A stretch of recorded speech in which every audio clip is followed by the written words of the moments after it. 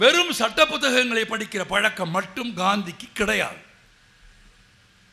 காந்தி நிறைய புத்தகங்களை தேடி படிப்பார். இன்னும் சொல்ல போனால் தன்னை மகாத்மாவாக்கிய புத்தகங்கள் எது என்று காந்தி எழுதியிருக்கிறார்.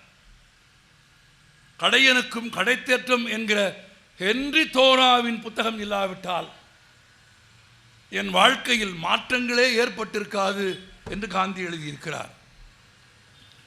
அந்த காந்தி 1904ஆம் ஆண்டு தென்னாப்பிரிக்காவில் வழக்கறிஞர் வேலை செய்து வந்த காலத்தில் அப்போது ரொம்ப புகழ் பெற்றிருந்த மாபெரும் ருஷ்ய எழுத்தாளரான டால்ஸ்டாயின் படைப்புகளை ருஷ்ய மொழியிலிருந்து ஆங்கிலத்திற்கு மொழிபெயர்ப்பு செய்யப்பட்ட டால்ஸ்டாயின் படைப்புகளை படிக்கிறார். ஆழ்ந்து படிக்கும் பழக்கமுடையவர் காந்தி. ஆழ்ந்து படிக்கும் பழக்கமுடைய காந்தி டால்ஸ்டாயின் நாவல்களை படித்துவிட்டு மனம் பறிகொடுக்கிறார்.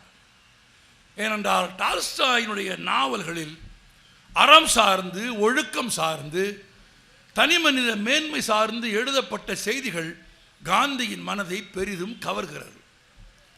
வியந்து போகிறார் காந்தி. எப்படி இப்படியெல்லாம் ஒரு மனிதனால் எழுத முடிகிறது? காந்திக்கு ஒரு சந்தேகம் வருகிறது. டால்ஸ்டாய் இயற்கையாகவே சிந்தித்து எழுதினாரா, இல்லை வேறு ஏதாவது ஒரு புத்தகத்திலே இருந்து படித்து விட்டு எழுதினாரா என்ற சந்தேகம் காந்திக்கு வருகிறது. அப்படி சந்தேகம் வருகிற அளவிற்கு டால்ஸ்டாயின் எழுத்தை பார்த்து காந்தி வியக்கிறார்.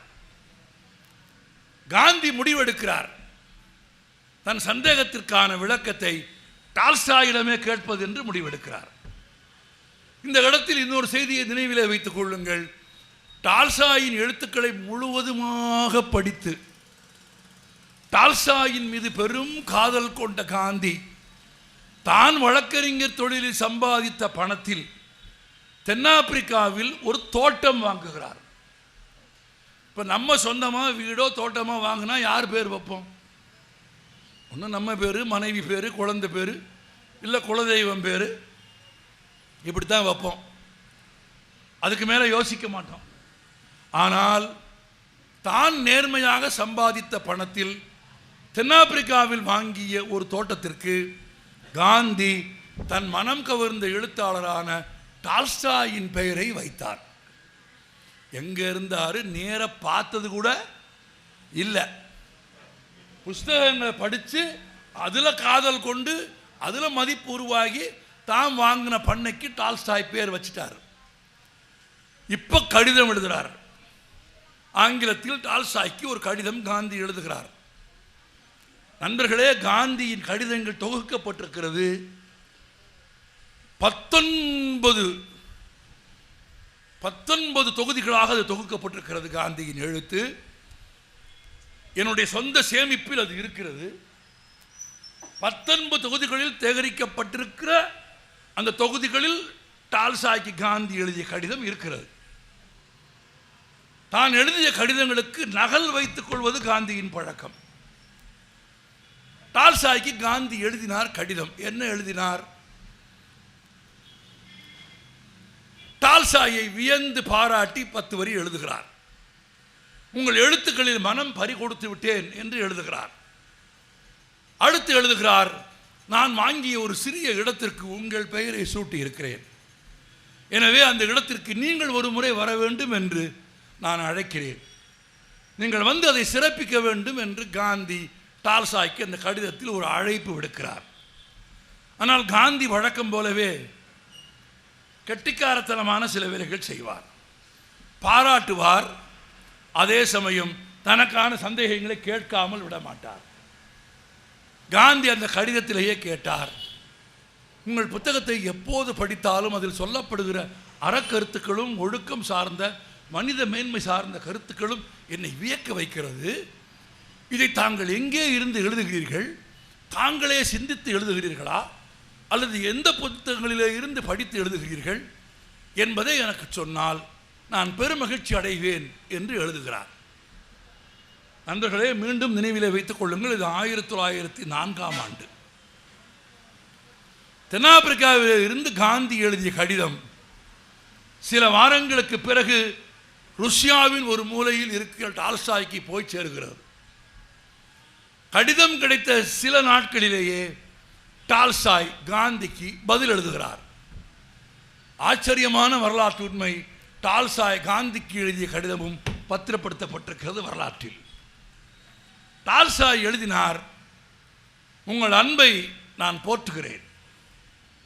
நீங்கள் வாங்கிய சின்னஞ்சிறு இடத்திற்கு என் பெயரை சூட்டியதற்காக நான் உங்களுக்கு நன்றி தெரிவிக்கிறேன். ஆனால் நீங்கள் குறிப்பிட்டபடி என்னால் அங்கு வர இயலாது. என் வயதும் என் முதுமையும் அதற்கு இடம் கொடுக்காது. எனவே நான் உங்களை வாழ்த்துகிறேன். என்னால் வர இயலாது என்பதை வருத்தத்தோடு தெரிவித்துக் கொள்கிறேன்.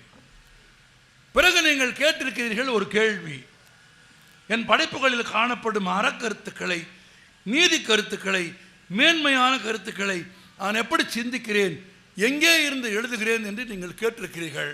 நான் உங்களுக்கு சொல்ல விரும்புகிறேன், நீங்கள் பிறந்த இந்தியாவின் தென்பகுதியில் எழுதப்பட்ட ஒரு புத்தகம் ஜெர்மன் மொழியில் மொழிபெயர்க்கப்பட்டு என் கைகளுக்கு பல ஆண்டுகளுக்கு முன்பு கிடைத்தது. அந்த புத்தகத்திலே இருந்துதான் என் நாவல்களுக்கும் என் படைப்புகளுக்குமான எல்லா அறக்கருத்துக்களையும் நீதியையும் நான் பெறுகிறேன். மிஸ்டர் காந்தி, நீங்கள் பிறந்த இந்தியாவின் தென்பகுதியில் இருந்து ஜெர்மன் மொழியில் மொழிபெயர்க்கப்பட்டு எனக்கு வந்து சேர்ந்த புத்தகத்தின் பெயர் திருக்குறள் என்று டால்ஸ்டாய் எழுதுகிறார். இதை 2 வரியில் நான் சொல்லிவிட்டு போயிருக்கலாம். நான் ஏன் இவளை காட்சிப்படுத்துகிறேன் என்றால், 120 ஆண்டுகளுக்கு முன்பு காந்தி டால்ஸ்டாயை படித்திருக்கிறார். அதற்கு முன்பாகவே டால்ஸ்டாய் திருக்குறளை படித்திருக்கிறார். ஆனால் தமிழர்கள் எங்கே இருக்கிறார்கள் என்று யோசித்து பாருங்கள்.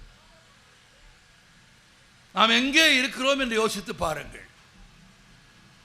ஒரு தலைமுறை தமிழர்களுக்கு பிழையில்லாமல் தமிழில் எழுத முடிவதில்லை. இந்த இலக்கிய சங்கங்களை உருவாக்கியவர்களின் நோக்கம் வேறொன்றும் இல்லை. அடுத்த தலைமுறை தமிழ் படிக்க வேண்டும், தமிழ் கேட்க வேண்டும், தமிழ் பேச வேண்டும் என்பது தானே தவிர அவர்களுக்கு சொந்தமாக கொண்டு போவதற்கு இதில் எதுவும் இல்லை.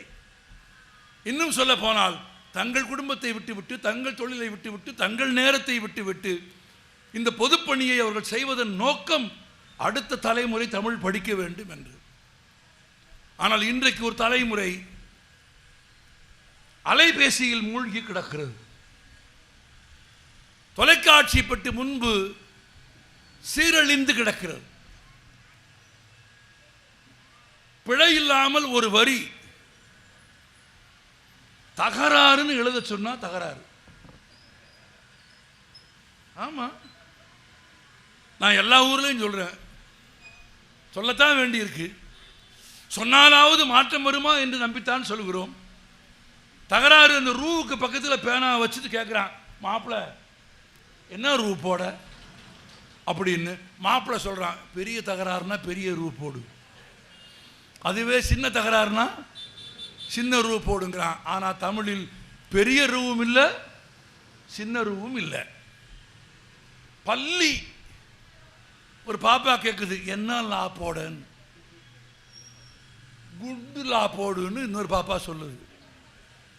தமிழில் குண்டு லாவும் இல்லை, ஒல்லி லாவும் இல்லை. அது வல்லினம், மெல்லினம், இன்னொன்று என்ன சத்தமாக சொல்லுங்க, நமக்கு மறந்துடக்கூடாது இல்லை. வல்லினம், மெல்லினம், இடையினம். ஆனால் அது பெரும்பான்மையான தமிழர்களுக்கு பலவீனம். ஃபார்வேர்டு மெசேஜ் இல்லாமல், மொபைல் பார்க்காம, ஒரு A4 ஷீட்டில் பிழையே இல்லாமல் ஒரு காதல் கடிதம் ஒருத்தர் எழுதிட்டான்னா அவனைத்தான் காதலிக்கணும்னு எல்லா கல்லூரிலையும் சொல்லிக்கிட்டு இருக்கேன். நீ மாடெல்லாம் ஒன்றும் பிடிக்க வேணாம், மாடெல்லாம் பிடிக்க வேண்டாம். ஆமாம், ஒரு பக்கம் எதையும் பார்க்காம, எதையும் காப்பிடிக்காமல், ஃபார்வேர்டு மெசேஜ் இல்லாமல் சொந்தமாக சிந்திச்சு தமிழில் ஒரு பக்கம் எழுதிரு. A4 ஷீட்டில் கை நடுங்குது. எழுதப்படாத ஒரு மொழி எப்படி வாழும்? பேசப்படாத ஒரு மொழி எப்படி பிழைக்கும்? எழுதவும் பேசவும் வாசிக்கவுமான ஒரு மொழி இருந்தால்தான் அந்த மொழி தழைக்கும் என்பதாலே தான் இந்த மண்ணில் 32 ஆண்டுகளுக்கு முன்பு துவங்கி இருக்கிறார்கள். இன்று நேற்று அல்ல, 2000 ஆண்டுகள் பழமையானதல்ல, 3500 ஆண்டுகள் பழமையான மொழியை நாம் வாழ்கிற காலத்தில் தொலைக்கப் போகிறோமா? தமிழ் படிப்பதும் தமிழ் கேட்பதும் ஒரு தலைமுறைக்கு, நான் இந்த அரங்கில் கூடியிருக்கிற நண்பர்களுக்கு, பெரியோர்களுக்கு மிகுந்த பணிவோடு ஒரு வேண்டுகோள் வைக்கிறேன்.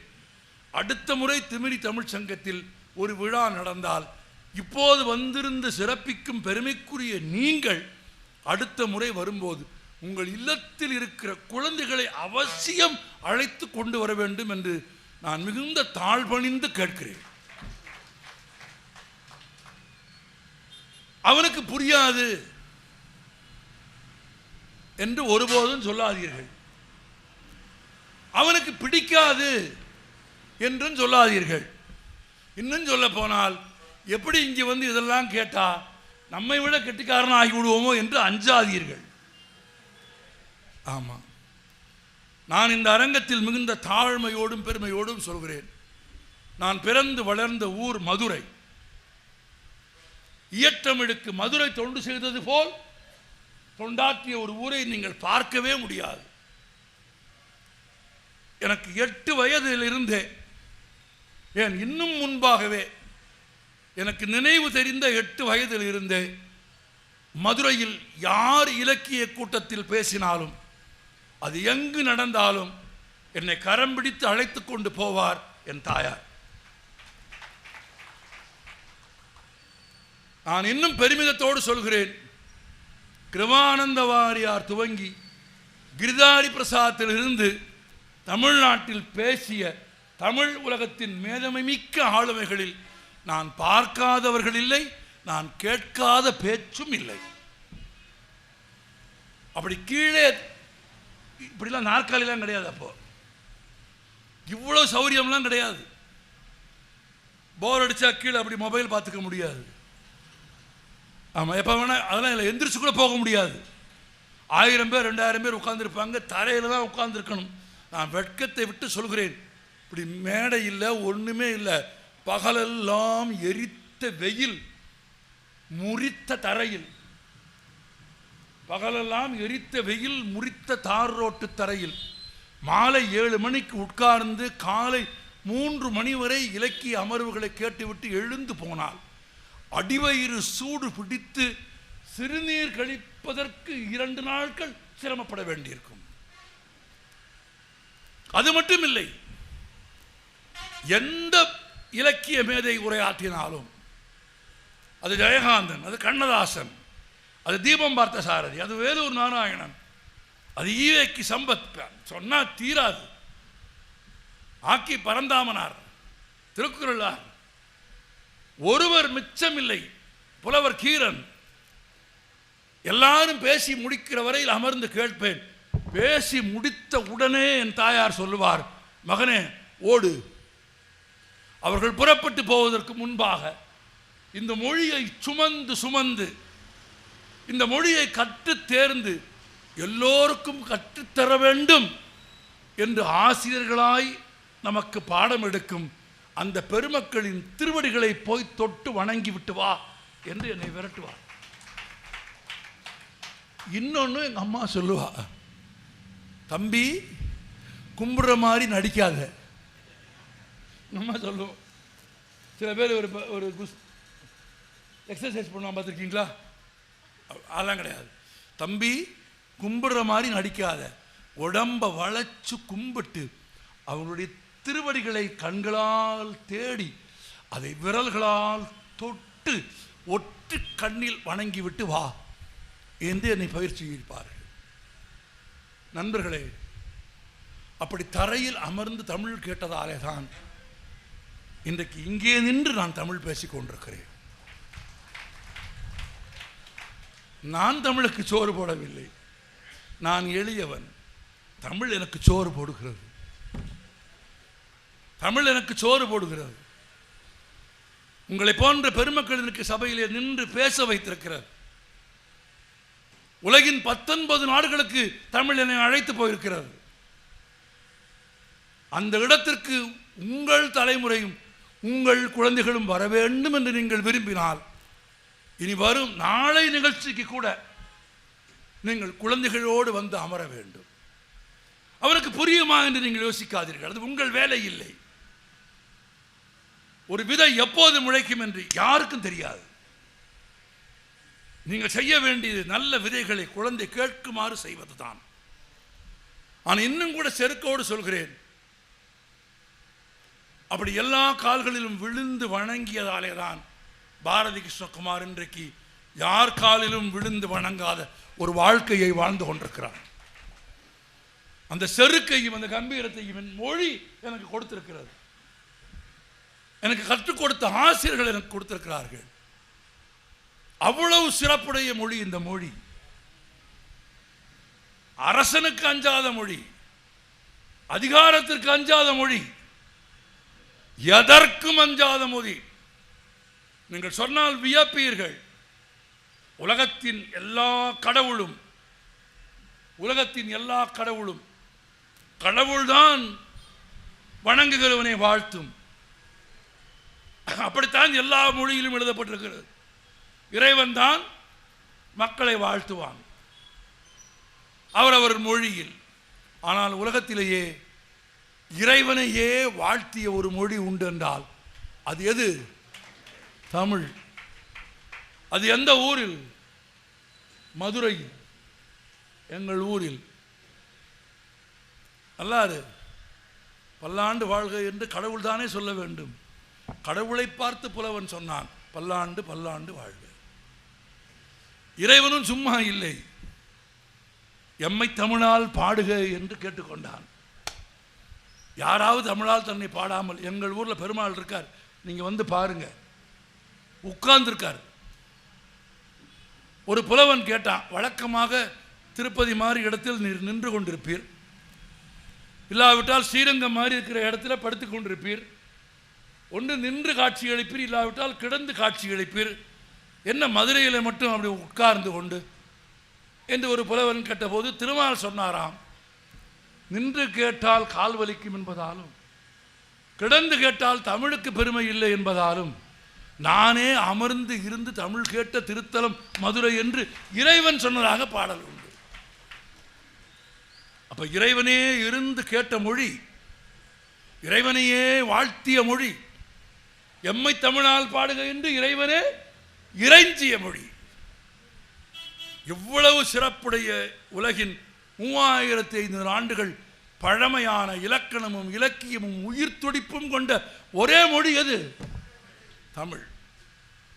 நான் இன்னொன்றையும் நிறைவாக சொல்லி விடுகிறேன் உங்களுக்கு, என் வாசிப்பின் எல்லையில் சொல்கிறேன். நான் அசலாக ஒரு ஆங்கில இலக்கிய மாணவன். நான் கல்லூரியில் படித்தது ஆங்கில இலக்கியம். தமிழில் 2 மணி நேரம் 3 மணி நேரம் பிறமொழி சொற்கள் இல்லாமல் கலக்காமல் எப்படி என்னால் பேச இயலுமோ அதுபோல ஆங்கிலத்திலும் என்னால் 2 மணி நேரம் 3 மணி நேரம் எந்த மொழி சொல்லும் கலக்காமல் பேசிவிட முடியும். என் வாசிப்பின் எல்லையிலே இருந்து நான் வாசித்த வரைக்கும் படித்த இலக்கியங்களிலே இருந்து உலகளாவிய தன்மையை, இந்த உலகம் முழுவதும் ஒன்று, யாதும் ஊரே யாவரும் கேளிர் என்று பாடிய ஒரு குரல் உண்டென்றால் அந்த குரல் தமிழின் குரல், தமிழர்களின் குரல். மனித வாழ்வை, மனிதர்களின் வாழ்வை, எல்லா உயிரினங்களின் வாழ்வையும் நேசித்தவர்கள் தமிழர்கள். சாதாரணமில்லை, எல்லா உயிர்களையும் நேசித்தவர்கள். ஒரு நாள் இந்திரன் வருகிறான், ஒரு புலவனை கூப்பிட்டு இந்தா அமிழ்தம் என்று கொடுக்கிறான். அமிழ்தம் என்றால் என்ன? இலக்கியம் சொல்கிறது, எதை நீ சாப்பிட்டால் உனக்கு சாவு வராதோ, மரணம் வராதோ, இந்தா என்று புலவனை பார்த்து கொடுக்கிறான். புலவன் திரும்ப சொல்லுகிறான், நீ அமிழ்தமே கொடுத்தாலும் தனியாக சாப்பிடும் பழக்கம் தமிழனுக்கு இல்லை, சேர்ந்து உண்ணும் பழக்கம்தான் தமிழர் பழக்கம். இந்த அரங்கில் கூட பேசுகிற போது சதாசிவம் ஒருவரை குறிப்பிட்டு சொன்னார், பசித்தவர்களுக்கு உணவு தருவது பற்றி. நான் உங்களுக்கு இன்னொன்றையும் சொல்லி நிறைவு செய்கிறேன். இந்த உலகத்தில் எல்லா தீமைகளுக்கும் காரணம் ஆசை என்று புத்தன் சொன்னான். ஆம், ஆசைதான் எல்லா தீமைகளுக்கும் காரணம் என்று எல்லோரும் சொன்னார்கள். இல்லை, எல்லா தீமைகளுக்கும் காரணம் பசி. ஆசை எல்லா பருவத்திற்கும் ஒன்று அல்ல. ஒரு குழந்தையின் ஆசையும் ஒரு கிழவனின் ஆசையும் ஒன்றில்லை, வேறுபடும். ஆனால் பசி ஒன்று.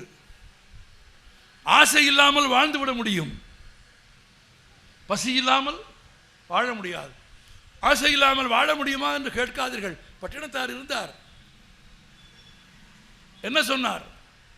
இருக்கும் இனந்தேடி என் பசிக்கே அன்னம் கொண்டு வந்தால் உண்போம் என்று பாடினார். ஆசைகளை அறவே அற்ற மனிதர்களுக்கும் பசித்தது. ஆசை சில தீமைகளை உண்டாக்கும், ஆனால் உயிரை எடுக்காது. ஆனால் பசி கொல்லும்.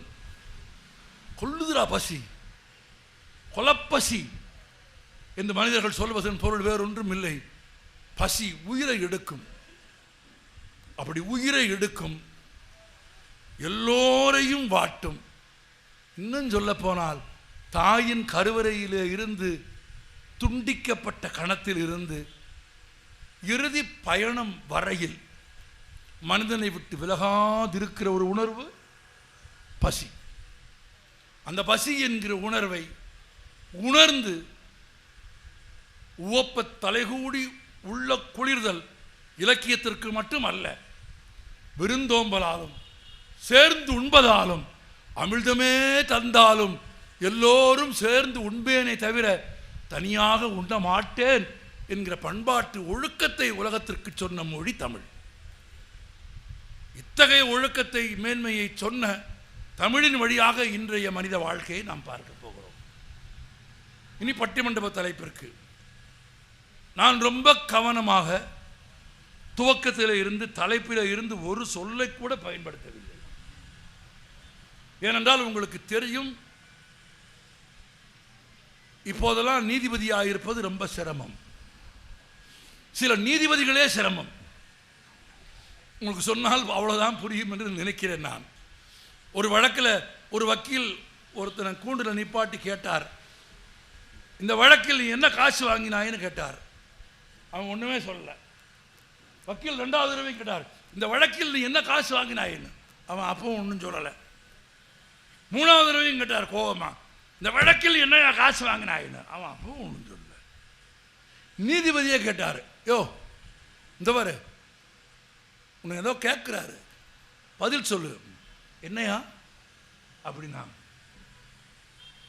இப்போ அவர் கேட்டார்ல, உங்களை கேட்டாருன்னு நினைச்சேன்னா நீதிபதிய. ஆமாம், அப்படி நீதிபதிகள் உண்டா? உண்டு.